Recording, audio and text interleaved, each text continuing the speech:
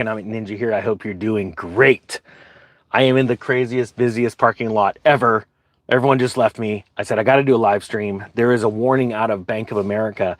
Very interesting because remember, the housing market, it's not what you think. This is out of Fortune magazine, and it's entitled Buckle Up for More Turbulence in the Housing Market. B of A says it's a housing recession 1980 style. Now, why is this important? Because the 1980 style housing recession led to many people losing massive, massive amounts of money because they thought their homes were valued at this, when really after a while they were valued at this because of surging interest rates. Now, I have another story right after this about the bond market, and it's very serious. We have not seen a bond market collapse like this in a very long time. And I'm trying to keep my composure, because this is serious. A lot of people are going to lose money, but I'm trying to warn as many people as I can. I know you're trying to warn people, but that doesn't stop the excitement from knowing that if we play our cards right and we wait and we're patient and we sit on the sidelines, we are going to absolutely crush it during this next housing downturn. So here we go. Oh, really quick. I'll put a few more links to the 75% off, which is $250, the real estate crash course, which by the end of the week, I will auto enroll everyone in my newest course, which is Home Seller Pro, because there are a lot of people that need witty ideas that not every real estate agent or broker understands or uses because the timing completely shifted now. Sellers cannot sell homes, so they need some witty ideas. All right, here we go. It says here, looking back at previous housing recessions, we think the 1980s are a better analogy for today's market than the 2008 housing crash, B of A economists say. I cannot agree with them more. I think this is going to be epic. You want to be buying homes when mortgage rates are in the 10, 12, 13. They're probably going to hit higher than that interest rate. And that means that sellers are going to have to take massive concessions on homes, and or people are going to be giving them back to the bank in foreclosure auctions because they're going to lose their jobs. Okay. Housing market pessimists have been sounding the alarm for years about a pending crash in the U.S. residential real estate market. Of course they are, because housing corrects every 7 to 10 years. Most real estate agents don't even understand this concept. That's why I teach it to so many real estate agents and brokers around the country, because it's important to know that so you can better serve your clients and then you retain them as lifelong clients. Even before the Federal Reserve began hiking interest rates to fight inflation last year, pushing mortgages to 23-year highs, this month, years of surging home prices left some experts warning that the housing market was in a massive bubble ready to pop. However, despite a widely bearish outlook in the industry, most real estate veterans have avoided arguing that home prices will drop like they did during the 2008 crash. The Ninja is saying they will drop worse. Oh my gosh, this is insanity to me. Okay. The National Association of Realtors has a chief economist. I'm blanking on his name right now. Please go find out who he is and then go Google his name in 2007 and hit news articles.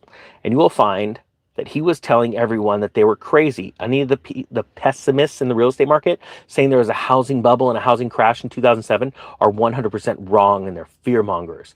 Okay, we were right. He is wrong. Now, ironically, you'd say, why is he even still employed? You see, real estate agents, most real estate agents do not understand what housing cycles are, market bubbles are, home bubbles. And they think that just homes are going to magically keep going up because they're looking at a long-term chart. And if you look at housing prices and even the 2006, 2010 era, median home prices didn't drop that much. But in places like where I live, they dropped 46%. And there were massive opportunities to buy homes back then. But on a chart, a long-term chart, the farther you look out, you don't see those massive corrections. Because what's happening is the purchasing power of your currency is being destroyed, degraded, and as credit cycles, and you take those into effect, they play major parts, and people have lost fortunes, and also people have gained fortunes in those times. All right? But real estate agents, by and large, are ultimately cheerleaders. So are car salesmen. Yeah, it's always a great day to buy a car when you're working for a commission. Same thing with a real estate agent, right? It's a great day to sell. It's a great day to buy. Oh, it's a buyer's market when you're talking to the buyer. Oh, it's a seller's market when you're talking to the seller. It doesn't matter. That is human nature. When you're working for a tip, or you're working for a commission, it's always a perfect time for you to spend your money. That's what the person's saying, because they get paid off of your either good decision or poor decision. Now, I do know, and they tend to be subscribers to this channel, amazing real estate agents, and they're amazing. Why? Because they look at things that are bigger than them, and they look farther out, and or they've been in this business longer than since 2007. Okay, they've seen the last buildup, so they have that feeling, that sense. They go, okay, I've been here before. I know what this smell is. I know what this taste is. I know what this scenery is. That's what makes them good agents. But check this out. This is what Fortune's saying. However, despite a widely bearish outlook, like I was saying before, in the industry, most agent veterans have avoided arguing that home prices will drop like they did during the 2008 crash, which kicked off the great financial crisis. And so far, that's been a wide decision. Okay, that is 100% false and wrong. Yes, most people do not, industry insiders do not think that homes are going to crash because they haven't been working in this industry long enough. Type 1 if you're in this industry. I'm just curious to see how many people are here. And then next to the 1, I want you to put your decision. Yeah, I either believe home prices are going to crash at the same level or worse in 2008, or I do not believe it. Let me know down in the comment section. I love it when people can see your thoughts. Now, it says here, it took until June of 2022 for national home prices to peak, even as mortgage rates soared and purchase applications plummeted amid the Fed's first interest rate hikes. And while prices fell more than 5% from that peak by January of this year, they returned to a record high in July. Okay, I want you to remember this. This is just like the stock market. Stocks are a company's shares are only worth what the last stock traded for. Even if it's one share. It's the exact same way with the real estate market. Everyone's neighborhood's valued at the last one. Okay, that's it's just how life works. It's your house is only worth what someone's willing to pay for it. Now you have a bunch of people trying to sell their homes, and there's nobody walking in the door. They can't afford the mortgage, the higher tax, the higher everything. Okay, so you could pretend and feel like a multimillionaire or a millionaire because you've got $1 million on paper, but it's not worth $1 million if nobody's willing to buy it. Okay, it's only worth what you're willing to sell it for. Here's the other thing. There's about to be a wide awakening, and what's really exciting because you're seeing these prices peaking in July. You're moving into the cyclically worst time to sell a house in the year, this fourth quarter. Moving into holiday season, this is when I always buy homes. I always buy homes in the month of December, and then I give them an extended escrow period, and I become their, and it's crazy. I always knock like $10,000, $20,000, $30,000 off the price. I'll come in and say, I'm going to make you this offer, but I want you to understand, I want you to enjoy Christmas. So I'm going to give you a 60-day escrow period. We're not going to close until January, but I'm going to give you a shorter, due diligence period. I've already done my work. I already know what I'm buying. You enjoy Christmas. And I put that in the offer. I save tens of thousands of dollars because I mark it down. And that's all they care about. No, I don't want to disrupt Christmas for my kids. No problem. You're going to take a $40,000 concession. Oh my gosh, I get to have Christmas with my kids. Perfect. That's how I negotiate. Sorry. I like to, saving money to me is making money. Type 2 if you agree. It says here, still, Bank of America, a Bank of America team led by U.S. economist Jessio Park warned this week that there's more turbulence coming for the housing market due to high mortgage rates. That they explained that they're getting an eerie feeling of deja vu, but it's not 2008 that is coming to mind. It's the 1980s. Now, real quick, I've got to tell you how I learned how to buy homes with no money down in the year 2001 was I bought and read books from like Carlton Sheets. Type 3 if you know who Carlton Sheets is. He was this guru of no money down deals because he was he was an investor of the early 80s during Paul Volcker's time. I learned how they did that during Paul Volcker's time, and I applied those same principles in 2001, and I crushed it. I only had to put one down payment on my first house, and then all 14 after that, no money down. It was because I was using the money from the last house. Anyway, I'm going to teach that as this housing crash goes on, and I add more lessons to the courses. That's where I think it's massive value for you, and it's value for me because I can sell more courses. There's no being a salesman here. That's just the truth, right? If I bring more value to you and you go, I just paid $250 for this guy's course, and he's going to save me tens of thousands of dollars on the next house I buy because of how we negotiate, the timing and all that stuff, it's a win-win for everybody. Now they say here, looking back at previous housing recessions, we think the 1980s are a better analogy for today's market than the 2008 crash, they wrote in a Thursday note. While the housing crash of '08, fueled by the collapse of subprime mortgages, haunts the memories of many Americans and real estate market of that era, was very difficult or very different from what Bank of America experts see today. Park and his team noted that there are no noticeable signs of excessive housing development today like there were back then. Let me stop right there and say they're actually wrong. A lot of the houses that have gone directly to BlackRock and other funds are not recorded the same way as if they go through the National Association of Realtors and they're closed. They're totally different. And so the census numbers are going to show that. They don't realize that. So these are this is going to be exciting because you're going to find out that there was more building during this last boom, this last 4-year period, than the run up to 2008. And the census numbers, the population numbers, don't show a massive growth in population in those two time frames. I'm telling you right now. I'll give an example. When the National Association of Realtors comes out with the amount of homes sold throughout the year, if a home was built by a spec builder and he put it on Facebook and it wasn't recorded with an agent, that does not get disclosed in National Association of Realtors numbers until we see it through census numbers. All right. Many people don't understand how that works, but we're going to see a big information dump about the third week of January when it comes to these homes. Okay. Now, household mortgage debt represented roughly 65% of U.S. consumers' disposable income in the second quarter, compared to 100% before the GFC. And the debt of Americans, the ratio of Americans' mortgage debt to their real estate assets, also called loan to value, was just 27% in the second quarter, compared to over 40% in 2008 and roughly 50% in 2010. Bank of America's numbers show. Now those numbers are actually skewed as well. It's hard to explain here. Let me read it one more time for you. Household mortgage debt represented roughly 65% of U.S. consumers' disposable income in the second quarter, okay? Compared to 100% before the GFC. Okay, now think about this.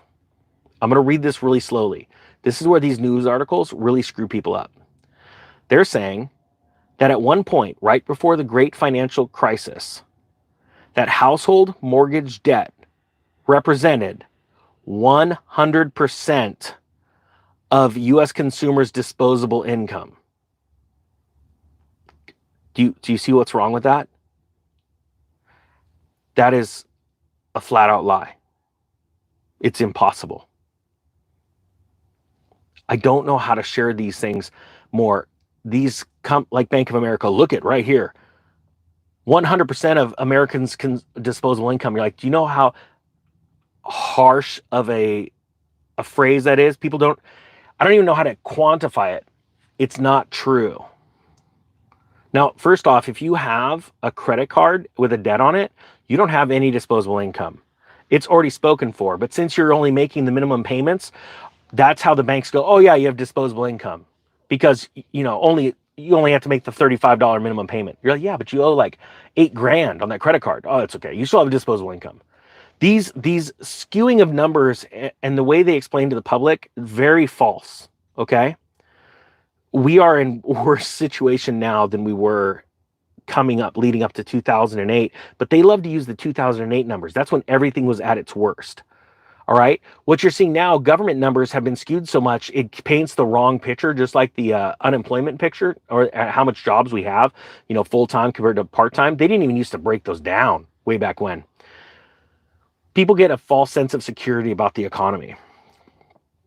Now, let me dive into the next story because this is very important. That's the warning of B of A, talking about the 2008 crash, but they're saying that they're going to see 1980 because we're going to see a massive bond collapse. And we're already in it right now, which means you're going to see mortgages well into the double digits. I've been talking about this for 3 years. This is really exciting. And that is actually when you want to buy houses. I know it sounds crazy, but I'll have the timing right. And it's one of those situations. It's going to go so high, it's going to blow your mind. But I'm so excited about this. All right, let's dive into that story. This is out of Markets Insider. The collapse in Treasury bonds now ranks among the worst market crashes in history.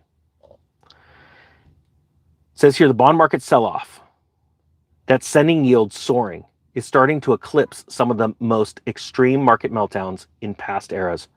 Bloomberg reported losses of Treasury bonds with maturities of 10 years or more. Remember, those are attached to mortgage rates. This is why mortgage rates are going to skyrocket, and people are going to have to take massive, massive concessions, losses on homes. They're going to be giving them back to banks, and you are going to be able to buy them. You are going to get the first choice. It says here, these securities that have reported losses on Treasury bonds of maturities 10 years or more had notched 46% since March of 2020, while the 30-year bond has plunged 53%. Those losses are nearly in line with stock market losses seen during the worst crashes of recent history, when equities slumped 49% after the dot-com bubble burst and 57% in the aftermath of 2008. Compared with previous bond market meltdowns, long-term treasuries are seeing one of the most extreme undoings in history. We have not seen losses like this since the year, 1786, I believe it is? The 1700s. Yeah, 1700s. The losses are over twice as big as those seen in 1981, when the 10-year yields neared 16%. Now think about this. And this is another thing I want to talk about. I've talked about this before. In the 80s, when Paul Volcker was hailed as a hero, he didn't do that much. What we've seen Powell do is actually, on a percentage basis, way bigger than what happened in 1980 with Paul Volcker. The reason why is because when Paul Volcker ran the rates up to 16%, they were sitting at like 8. So he doubled the rate. Powell started with 0, and he's at 5.25%, 5.5%. Think about that many basis points. And then we look at how little people are being paid in relation to how much their bills are, how much their house costs, all that kind of stuff, food costs and things. Powell's doing something way bigger than Paul Volcker, and it's not, and he's being honest with you, you're going to experience pain. It's no joke. That's what he said, not me. It says here, that crash came as the former Federal Reserve Chair Paul Volcker grappled with historic inflation and pushed the Federal Reserve rates to just under 20%. While interest rates remain well below that level today, the central bank's aggressive turn towards monetary tightening in the post-pandemic era has caused a similar bond market rout. And traders have continued selling amid concerns of rebounding inflation, while a deluge of Treasury issuance this year has also pressured bond prices. Long duration yields have climbed to their highest since 2007, but you cannot even quantify that right now because, well, you can in the sense that since rates are the same as they were in 2007, that's when everything was melting down. These people just didn't have enough money, but it's actually worse because home prices, food prices, energy prices, gas prices, all prices are much higher than they were in 2007. So this is that much worse.